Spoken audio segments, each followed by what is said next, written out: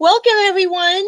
This is Michelle Aubin here, and I am interviewing today Alleyne-Means, and she's a intuitive business coach. And one of the things I really love to do is to introduce interesting people who have a unique take on things, especially on business and on how to grow your business. So I'm really excited to be sharing this time with all of you and with Karen. And welcome, Karen. I know we've spoken before, but this is our first interview today, so welcome. Thank you, Michelle. I'm so excited to be here. I'm excited too, and we had, thank you for the props. We had quite a bit of technical back and forth, so I just thank you for hanging in there, and we finally made it. I feel like we climbed the mountain together. We made it. Being flexible is the key in life and in business, so no stress. No stress, and you really hung in there with me to get this working, so I'm really glad about that. I appreciate that. So you and I have talked about what you do a little bit, and you've told me that you're an intuitive business coach, and I would love to hear you tell everyone what that means and how you work with people. Well, thank you. So yes, I am an intuitive business coach, and it's actually a holistic approach to doing business and working with my clients. So as an intuitive, and I'm just going to put this out there and people can accept it or not, but it's all true. So I have different gifts. I believe we all have gifts in life. And some of my gifts is that I'm an energy healer, so which means, and I'm also an empath. So when I walk into a room and we all are projecting energy, I can feel people's vibrations. I am also clairaudient, which means that, and this might sound very strange, but when people text me messages or send me messages through Facebook, I actually hear it in their voice. I'll share, for an example, a young lady connected with me and we were just talking back and forth, and I was like, oh, thank you for requesting my friend as a friend request, and we're just sending messages, and all of a sudden I said to her, you sound Romanian. And she goes, oh, it's interesting, I am from Transylvania. And I was like, oh, I had a counterpart who was from Romania. And she said, oh, so did you listen to my videos? And I said, no. She said, but you said you hear me. And I said, I do. So that was kind of freaky. So I hear. I'm also clairsentient, which means I sense an energy. So to me, it sounds weird, but it allows me to work with my clients as an intuitive business coach with a specialty in sales and marketing. I can actually help my clients really hone in on their messaging, intuitively help them set their prices, in the sense that if they're saying one thing, I can connect with their higher self and say, okay, tell me what you really feel about this, and we can get more direct about their messaging as well as their pricing, which is in alignment with their own highest self. In my opinion, when it comes to sales, sales is actually a spiritual thing that you're doing for someone, and it's a gift. So that's how I call it. That's really powerful. So you work not only with like external techniques of sales and business, but you work with someone's higher self and help them get in alignment with that. So that leads me to believe that sometimes your clients are not always aware of the things their higher self is aware of. Correct. And as we all evolve, we all have access to our higher self and know, but you just might not be a way to tune in and channel it. Or get the information. So it's always a permissive basis that I'm asking permission, may I connect with your higher self? And we just have a conversation. And once I tell my client, like for example, I was working with one of my clients and she was setting her prices for a program. And when she verbally told me her prices, I said, that's way too low. And she's like, well, what do you think I should price it at? And I was like, well, may I connect to your higher self? And she said, yes. And I said, but you have the answers, because the answers are always inside of us. And I said, will you tell me what you think? And I said, on the count of 3, I'm going to connect with your higher self. And then you tell me on the higher self, what you should price it at. And the count of 3, and then we both typed it. And I asked her, I said, look what I typed and look what you're saying. And they were the same. So it was and she raised her prices. So it's always there. It's just a matter of being comfortable and being in tune to what's inside of you. So It's also almost like you're giving people permission that they're not giving themselves. correct. You're helping them. She knew the pricing. She had the same pricing that you came up with, but through the process of working with her, you helped her do something she wasn't going to allow herself to do on her own in terms of establishing that pricing. I agree with that, and I think with that, and I guess a part of my holistic practice and working with people is actually getting them to their core self. A lot of it is mindset, and a lot of people talk about mindset and uncovering your self-limiting beliefs and moving forward, but people don't know how to discover them. So I actually work with another coach, and we have a practice together where we work with people where we actually help you uncover those beliefs. And your belief systems can either be limiting or empowering, but it's the message that you put behind them. We also work together in helping you find out why you took that belief pattern on, and then release it so you can actually rewrite and create your future from your past and what you're learning. So it's actually on a deeper level. So it's like I really feel that this approach in helping people find their oneness, their true authentic voice, and being in alignment with what they're offering, that they actually can serve their clients from their heart, from that heart space. I mean, a lot of people say heart-centered sales, and it sounds like, jibber jabber, but it's actually when you take yourself and remove yourself from the equation and really focus on someone else, it's that alignment. And that's when the quote unquote sales occur, because it's that natural alignment of giving and receiving.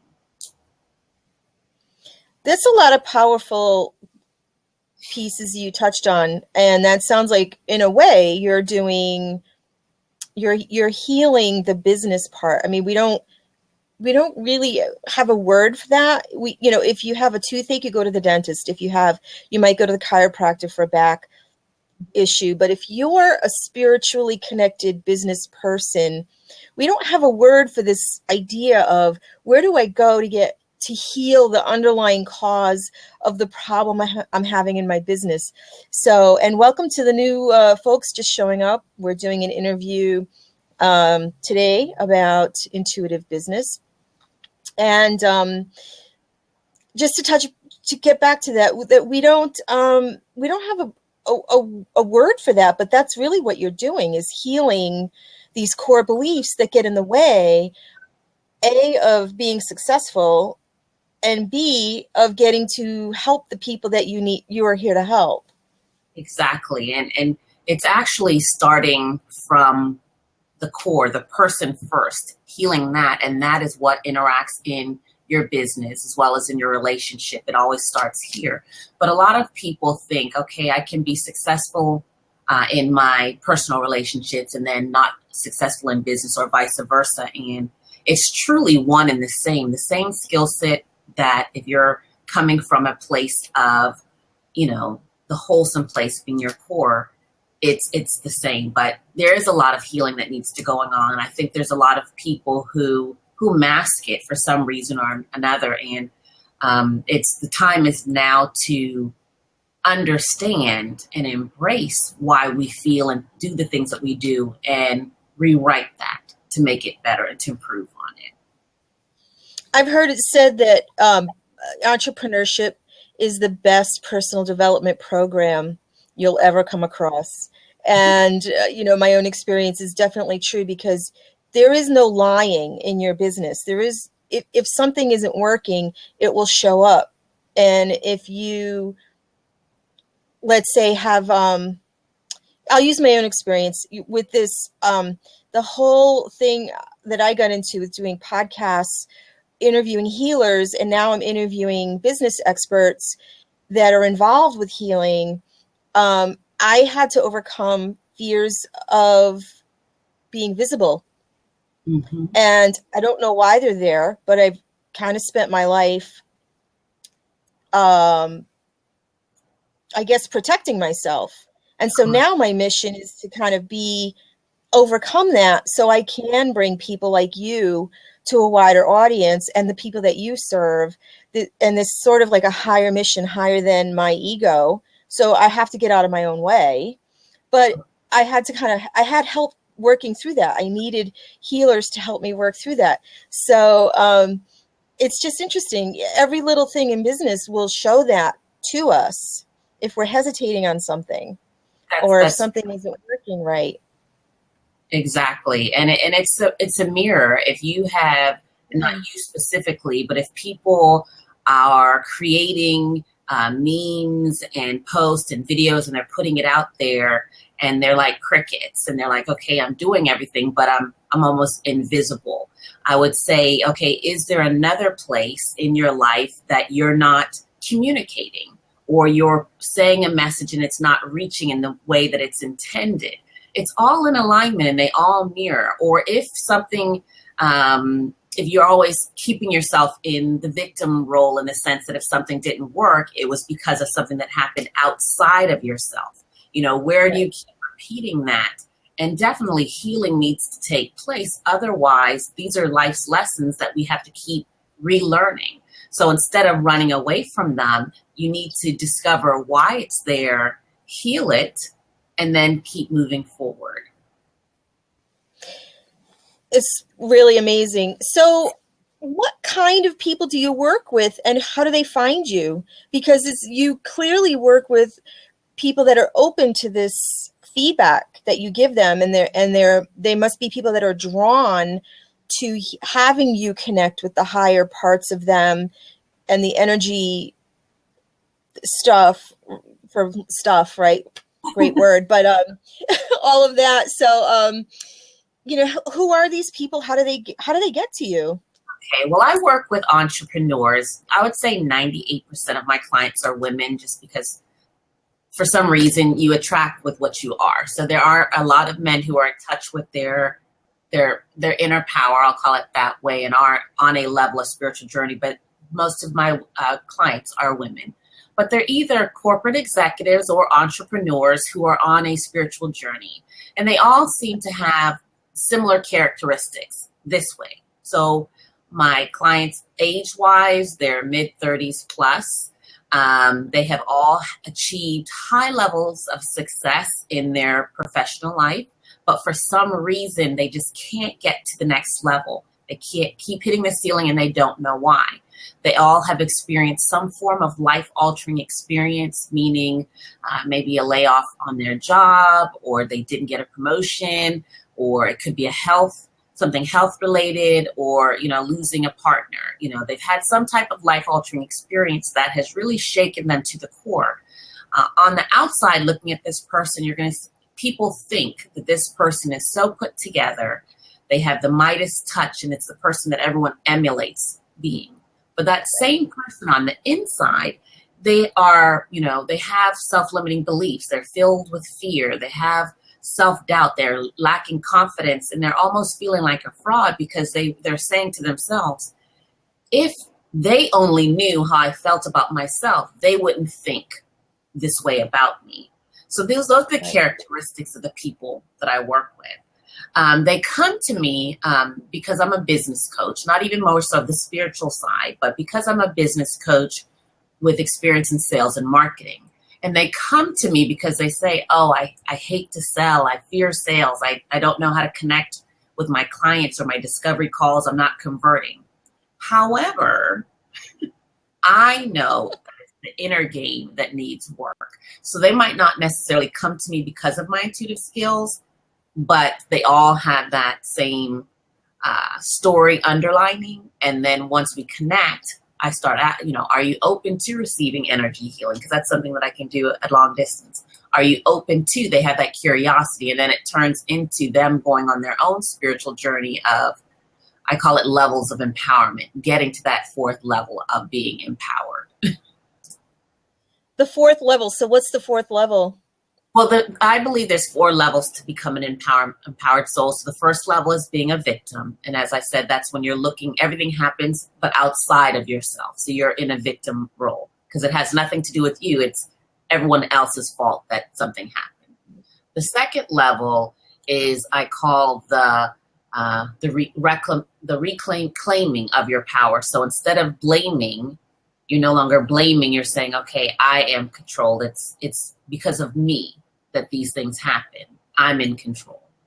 The third level is when you start, is there a level of manifestation and channeling and saying, okay, is it the universe? Is it God? Is there a higher source that's enabling me to do the things that I do? You start saying affirmations and creating afformations to create a positive side effect. You start the understanding of thinking what we focus on expands in the process of giving or receiving. And then the fourth level is that when you have regained what you've lost, and now you're focusing on moving forward, as well as now at this point, you're bringing someone along with you and helping them start their journey and process. It's always a journey and process, but it's different levels of where we are in our life, what we are open to understand and see.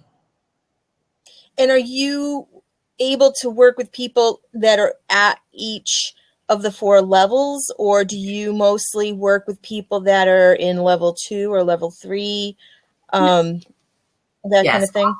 Yeah, all levels, because some people, it's at all levels. And I say all levels because there are a lot of people who are in the role and level of victim and they don't realize it. So it's helping them get that understanding, working on the mindset, but also going deeper than that, doing the matrix imprint of EFT to find out how they got to that place. Then they start transforming their lives.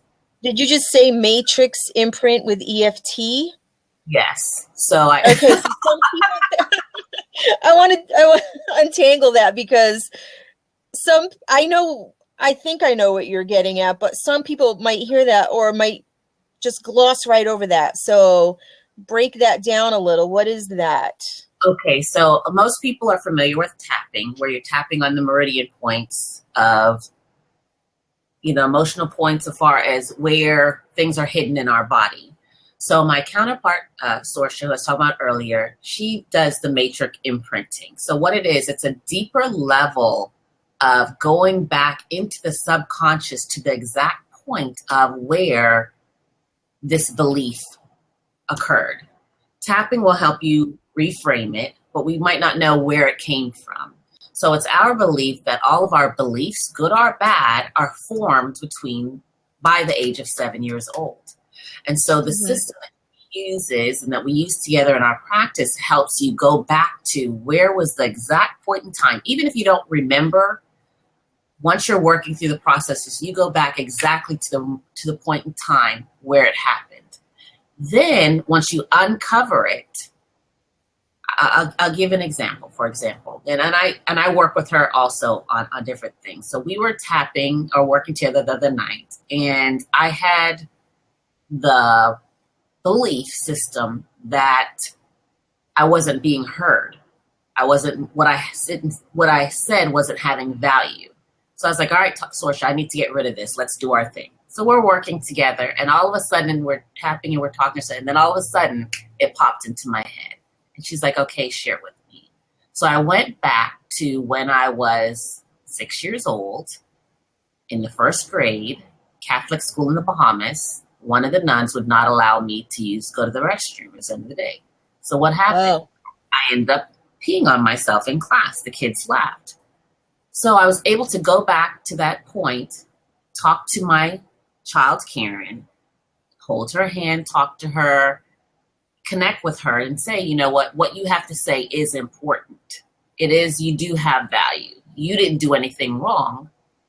Re-imprint is no longer a problem. So it's deeper than just doing mindset work on the surface of I am positive, I am enough, but actually imprinting, if it wasn't the case, to rewriting it to where it is your truth. And that's what you talk about when you say you reinstall a new, you didn't use that word reality, but I think you used the word belief. But this actually connects to my training with hypnosis. I'm a trained hypnotist, and oftentimes that's a technique that is used to go back to the source of an issue. I mean, yours is it's a trauma to that you described.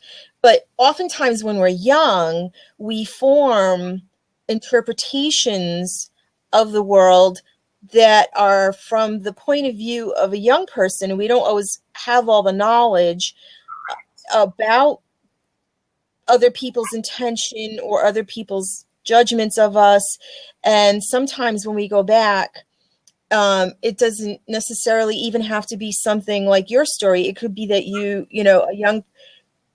let's say I go back to something that happened when I was young and I thought that I wasn't being heard, or I thought I was being judged. Mm-hmm. And you can go back and rewrite that story and have the understanding of an adult speak with the younger self and explain things. It's like we can explain things to ourselves and say, listen, this is what really happened, and I understand why you thought it was a judgment, or I understand why you thought it was this way, but I now have all this information about it, and we can let it go and we can move forward. So, I'm sure you're nodding your head. You know what I'm getting at, right? That's it. Exactly. That's exactly. Yeah. I mean, we all have these horrible things that have happened to us. Your story is like, it isn't right that anyone would deny you going to the bathroom, right? That's terrible. Right. And there are plenty of things that we just as young people make assumptions about life that are based on limited information too. Exactly. And that's great. I was not aware that you offered that. And it's a wonderful thing, because people need to understand, people need to understand why it's important to understand where our beliefs came from. Good or bad, limiting or empowering. But if you understand where they come from, it has more impact. And as you were saying, it's like rewiring the hard drive, rebooting, updating the computer software so it can work at the highest level of performance. And I'm so excited to have these skills and these gifts, I call them gifts, available in our practice, because when you combine the inner work with the outer game, it just makes the outer game and everything else work so much easier and smoother and make an impact in people's lives. So that's why, for me, being a holistic practitioner, combining the two is very important. There's no way around it. You have to, have baggage that we need to get rid of to keep moving forward. Now, what was your journey like? Like, did you, you have these gifts? Did you always understand them, or did you have a period of time? Oftentimes people have a period of time where they don't always understand their own gifts, and they go through a difficult period where they, whatever that might be, maybe don't feel understood, or maybe they think there's something wrong with them, until they really understand those gifts. I'll just use an example, like oftentimes tinnitus, people think it's tinnitus, but when they come to understand that maybe they're clairaudient, and they understand, that's just kind of one example. But did you always understand your gifts, or did you have to go through a period of working through that?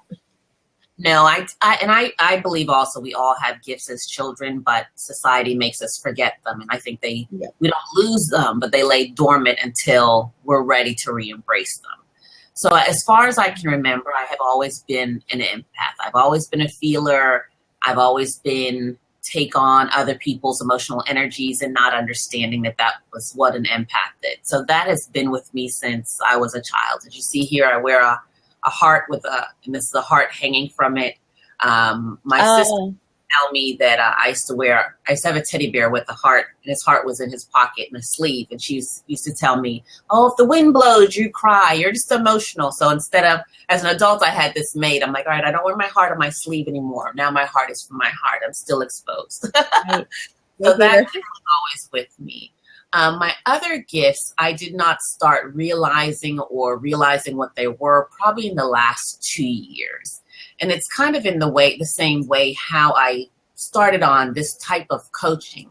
I've been an entrepreneur in my own business for the last 5 years. December 16th made 5 years in my business. But I've had some changes as far as what that looked like. But in 2013, I told my husband, I said, yes, I am the editor-in-chief and a publisher of a monthly women's magazine. You didn't know that. But I said, and what is it? Say the name of it.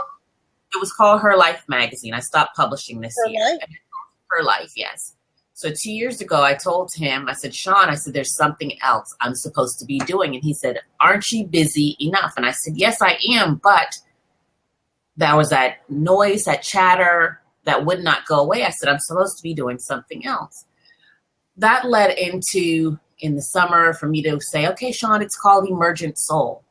Well, what is it? I don't know. I think maybe it's a holistic magazine, mind, body, and spirit. I don't know. Maybe it's another magazine. When my whole point is, when you don't get quiet enough and spend the time to listen, you'll never figure it out. So in October of 2013, I went to a conference and I was like, oh my God, I know what Emergent Soul is. It's my new philosophy. Well, what is it? Emergent Soul is the premise. And this is the philosophy that I use in my coaching practice. But Emergent Soul is the philosophy that what connects all of us is some form of life-altering experience. So if I'm in a room with 200 people I never know, they don't know me, they don't know them, I can say that in this room, what's connecting all of us is some form of life-altering experience. And our experiences don't define who we are. A lot of people who stay in the victim mode, their experiences are defining them. Because it's my belief that we're not supposed to live with a scarcity mindset. We're not supposed to live in depression. We're not supposed to live in, the fear of competition or fear in general, because we are supposed to live with abundance, with peace, with love, with being in alignment and helping. So it's my belief that I had a son. If you on Facebook, you'll see I changed my cover photo last night. I had a son who passed away as an infant. He passed December 23rd, 1996. And it's my belief that my son, Kenneth, allowed me to have this divine download. So my whole thing, I went in March the following year, I had a conference. And it wasn't until the morning of the conference that I put 2 and 2 together. And that's when I started walking my journey. Because even the name, emergent, is the process of coming into being. And soul gives life to the body. So it's part of my healing process to heal. And as I heal myself and share my story with other people, I'm allowing them to see that life doesn't define you. You can come up. You can recover.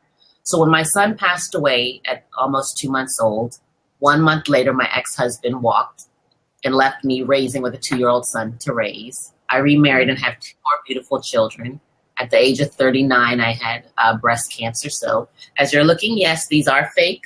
I used to say my real ones tried to kill me, but I learned. But I yes.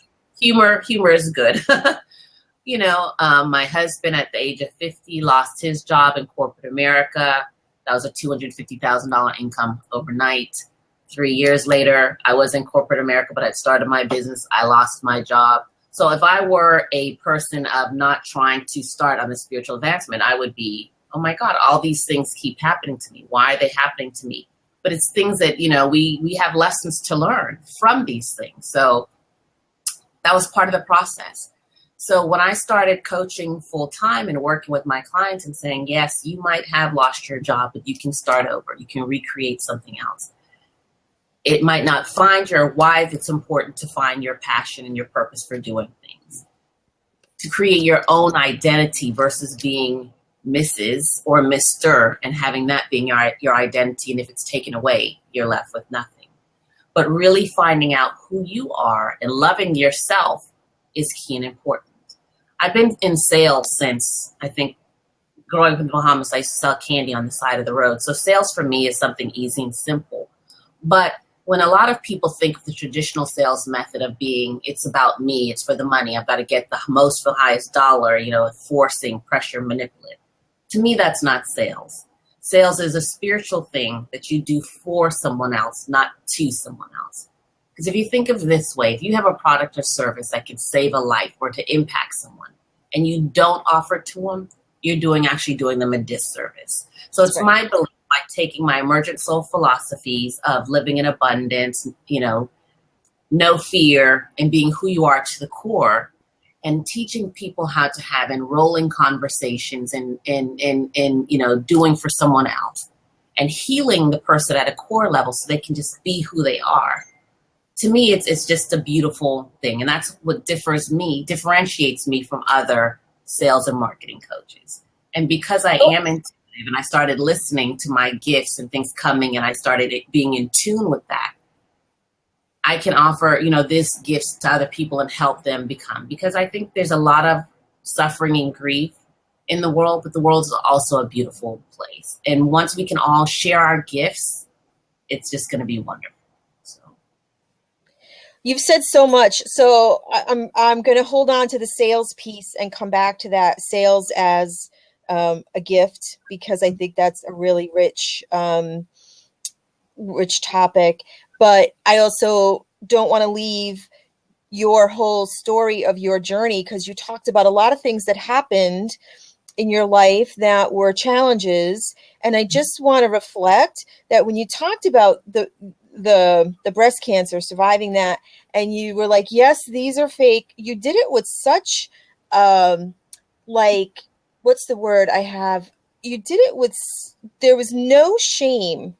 No. And our culture's been ambivalent about the breast cancer thing and about feeling bad. We feel bad for people that go through it, or we feel bad for someone that has to go through a body altering operation to save their life. But when, I just want to reflect what I saw coming through you. And this is just one of the things you mentioned in your journey that has been challenging, but that the energy behind it that comes through is of complete acceptance and self-love. And I'm picking up on that in this interview with you. And it's powerful. And all the other things you mentioned, lots of people have been through a lot of challenging things, in the past decade or so.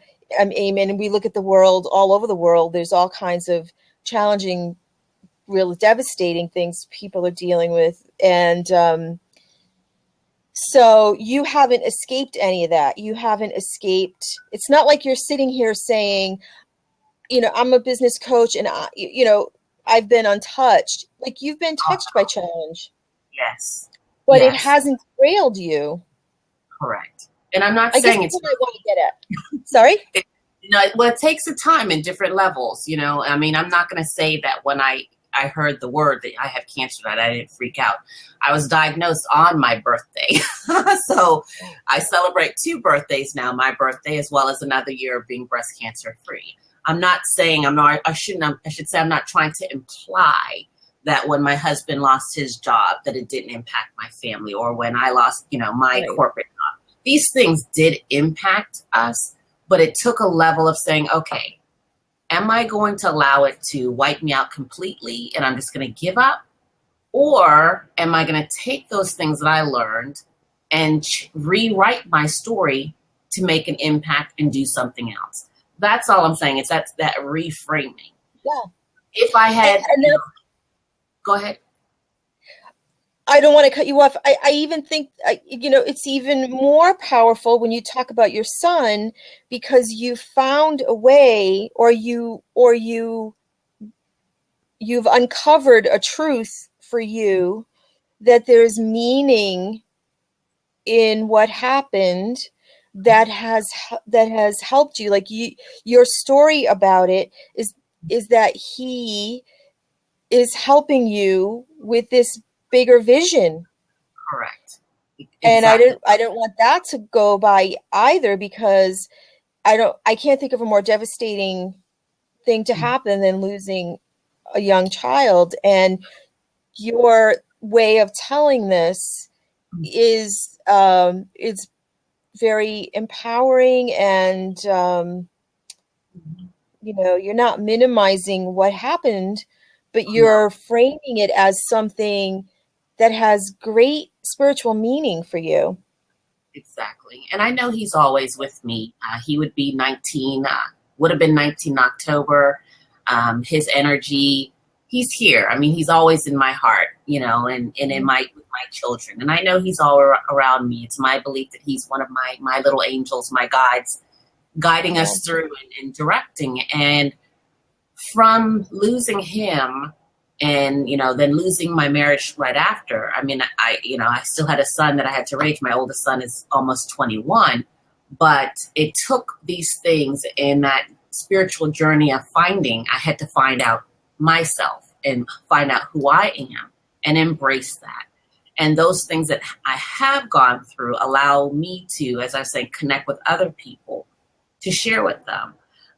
We were in Orlando a few years ago for a conference at IHOP very early in the morning, and we were working on my conference. I do an annual conference, and the waitress is like, "What are you doing?" And I was sharing Virgin Soul, and I shared that I had lost Kenneth, and she just looked. She said, "The waitress up there, her son just passed away tonight.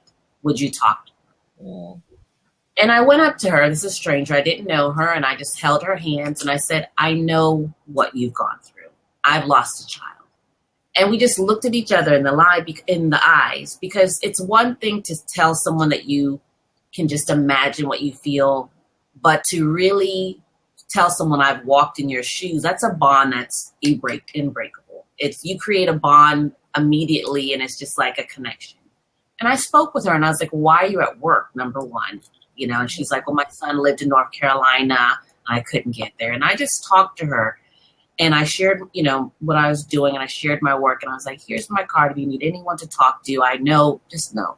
And so I'm not saying by the end of the night, every time she would walk by me, she would touch me on the shoulder or, you know, something. And we had a bond. We were connected because it's one, you know, it was just beautiful. And I helped lighten her load, even though it's something that you live with every day. But I know I impacted her to make her night there at work a little bit more better. And she felt that I'm not alone. There are others out there who have survived this. And that's the whole thing when, you know, I talk about sharing your story in that bond. You're helping another person saying, "I know it's bad, but you can get up and do better. I know it might be a challenge now, but there is light on the other side of the tunnel." Not minimizing pain, not minimizing grief. I mean, I'm not going to lie. I was a basket case. I cried, you know. But it's my belief that suffering and holding in a heart is how I end up with cancer, because cancer, it's my belief, I have to preface that it's linked to grief. You know, so that was something I didn't let go. So it's just like, you can tell other people, "Hey, this was my path, but yours doesn't have to be so long," and why. But it's all up to the individual. Wow. So maybe she was at work because she needed to meet you. You know, maybe that was why she was there that night, really. No coincidences. And here it is, 2 days before his passing, and we're here. I think what you've shared is so powerful, because a lot of times, you know, I look to mentors out there. I look to business gurus, and I listen to training programs and things, you know, we all do. And if, you know, what I'm learning, you know, we're all human, but when people present their success story, we don't always get that behind the scenes look. And I just want to thank you for sharing so much today about your personal story, because I do think sometimes it's easy to look at the successful people and say, well, they haven't had to deal with these things, or they're never afraid, or they're never stuck. You know, they had something I didn't have, or, you know, they've had an easier time, or whatever we might tell ourselves. There's like this veneer of, you know, I don't know what it is, perfection or something. And I really like hearing from people that are successful and have had struggles, and you know, I don't need to know all the details, but to know that they're human and they have challenges, and it's not just all a piece of cake. Right. You know, life is hard. At different times it's harder. Sometimes it's easier. You know, sometimes we do, like, I like that you said I was a basket case. Mm-hmm. You know, okay, it's okay to be a basket case sometimes. And then when it's time, pick ourselves back up. I think it's important to portray the whole truth versus just where they're at. Yeah. Because it's misleading people. Because the journey is, and it is a journey. It's not the destination, but it's the journey that matters, in my opinion. So thank you for allowing me to share with everyone today. This has been awesome. Powerful, very powerful sharing. So, I mean, we've been talking for a little bit, and we can kind of leave some of that personal stuff now and talk about, if we want to have this be like the final wrap up piece, but talk about sales as a gift, or sales as a spiritual practice, because this has been something that didn't occur to me until I started getting into business, is this idea that we help people.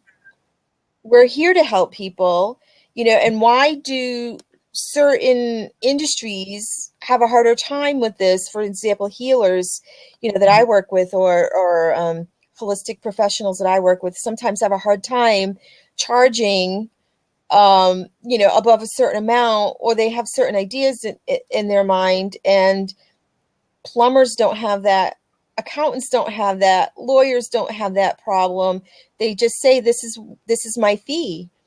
But Right. some of us have had a problem with, this is my fee, and this is how I can help you. Right. So can you say more about that?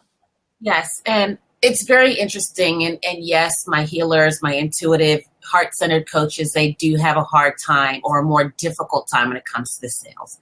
And the reason being is that they just want to really focus on the serving, not the business part of it, but just the serving. And that's why I said it is a spiritual gift about service. And sales is something that you do for someone, not to someone. Because it's my belief, you really can't talk, manipulate, or persuade anyone to do anything that they don't want to do. It's about a choice. So if you allowed the salesperson to use car salesman techniques and felt manipulated, you still made that choice, because you could always say no. But here's the thing for my intuitives and my heart-centered folks. Think about this. You ask the universe for abundance. The universe has provided you with gifts. You value yourself, and you make a difference, and you deserve to be paid handsomely for those gifts. You need to stand in your worth and saying, this is something that I'm doing for someone. If the person didn't have that void, they wouldn't be coming to you in the first place. So they need your services. And that's why I talk about having enrolling conversations. When you have enrolling conversations in calls, discovery calls, it's not a matter of convincing you to buy my product or service. It's about finding out where you are and where you want to go. And if I'm the person who can help you close that gap. Because if you could have closed the gap, you wouldn't have come to me in the first place. And it's not a matter of, I can provide you information, but it's a matter for the prospect or the client to say, okay, yes, they gave me information, but I still can't do it alone. Is this the right person to help me close that gap? It's also about focus. When you're going into your discovery calls and your calls with your prospects, the person who talks most, it should be the client or the prospect, because if you don't understand where they've been, where they want to go to, what obstacles or challenges that they have, you can't just willy-nilly. I don't believe in just offering a package, for everyone. It shouldn't be, they should have some similarities, but it shouldn't just be a standard practice, and you shouldn't be thinking about, okay, they said this, I'm going to say that. You really need to be present and focus on the information that they're telling you. And once you do that, it's about enrolling them into saying, yes, I am the expert. I'm the one who has the value to help you get where you want to go. So therefore, it's doing a service for someone to do someone. But you can't give away your services for free.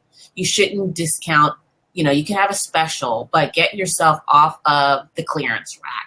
You have value because you're sending conflicting information to the universe.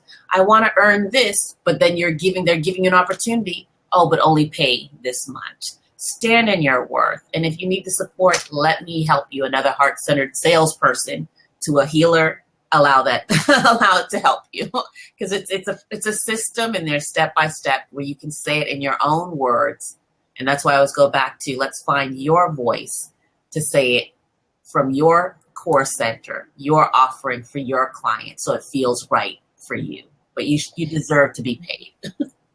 And when you make that shift, and I know I experienced this for myself when I made that shift from to making it about the client, Mm-hmm. then it's an enjoyable conversation. Mm-hmm. There's no pressure. Sorry. There really isn't a difference between listening deeply as a coach Mm-hmm. or listening deeply as a service provider and listening deeply in a sales conversation. Correct. It's entering with no attachment Yeah. to the outcome, and that's where the shift occurs. So I think that's great. If anyone listening to this is resonating with what Karen is saying, you can reach out to her. So, Karen, I'm going to have the link to your website, but if you could verbally say how people can reach you, in addition to we'll have the link in the notes, but how can people reach you? So again, my name is Karen Alleyne-Means, and my website is my name. So that's KarenAlleyneMeans.com. And you can find me on Facebook under the same name, as well as Instagram. Twitter, my handle is Emergent Soul, EmergentSoul. And thank you for this opportunity, Michelle. This has been very wonderful and refreshing, and a good break before the holidays. And it's very exciting, and I appreciate it. I have a passion It is. for what I do. It's been my pleasure, but I actually had one more question for you. I wanted to get you, people can contact you, but I want my final question to be, and I'll do my thank yous after this question, but what has been the most surprising thing about being in business? As a business to business person, this is a question I want to help, explore. And I'm just curious, like, what over the past couple of years, what has surprised you the most about business? Not necessarily challenge, Okay. but what has been most surprising to you?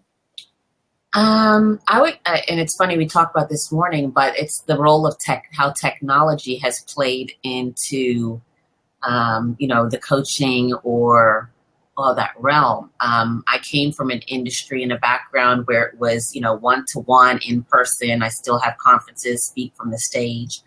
But it seems like within the last 2 years, social media has really made an impact on the way people do business. And it has not, sorry about that. Speaking of technology, but it's beautiful because I have clients in Australia, I have clients in the UK, in Canada. Technology has made the world small because I really do believe that we're meant to serve people, but by the use of technology and the internet, it still makes it small enough for business to take place. So it's been a good thing. wonderful. And it's allowed us to connect, and it's going to allow me to upload this to my soon to exist YouTube channel. So hopefully people will find you there. And it's been really, once I got my head around technology and it became fun. It's one of those other things that was, at first I was like, not so good at figuring things out. Mm-hmm. And I've become a little more comfortable. But you saw this morning, we had to go through a few trials. We didn't give up, never quitting. We made it. Yeah. That is the point. Yeah. And on that note, thank you so much, Karen, for sharing all of your insights and wisdom and your unique combination of gifts and talents. And I'm sure the people that are meant to find you will listen to this and be able to find you. So I really appreciate the connection with you today. Thank you for introducing me to Blab. I'll be back. This has been wonderful. It's been my pleasure to serve. Great. So I'm going to stop the recording in a moment, but thank you everyone for joining us, and we will see you next time. Bye-bye. Bye.